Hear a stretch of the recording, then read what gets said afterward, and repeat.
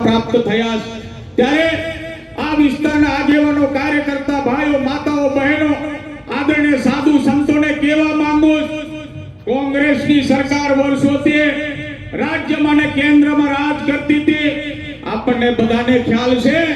આદિવાસીઓના મસીહા કોને કહેવાય કે ગોજારિયા ગામે એકલવ્ય મોડેલ સ્કૂલ જીએલઆર સ્કૂલ આપણને દીધી કોની સરકારમાં તો કે ભારતીય જનતા પાર્ટીની સરકારમાં દેશના પ્રધાનમંત્રી નરેન્દ્રભાઈ મોદી સાહેબના આશીર્વાદો થકી આપણને આ વ્યવસ્થા મળી તો આપણે બધા નક્કી કરી આદિવાસીઓના મસીહા કોણ કહેવાય તો આદિવાસીઓના મસીહા દેશના પ્રધાનમંત્રી નરેન્દ્રભાઈ મોદી સાહેબ અહીંયા ઉપસ્થિત આપણા ગણપતભાઈ વસાવા સાહેબ અને આપણા નરેશ પટેલ સાહેબ આપણા આદિવાસીઓના મસીહા બીજી પણ તમને વાત કહેવા માંગુ આ વિસ્તારની અંદર ખૂબ ગુમરાહ કરીને મારા ભારતીય જનતા પાર્ટીના કાર્યકર્તાઓએ દેશના પ્રધાન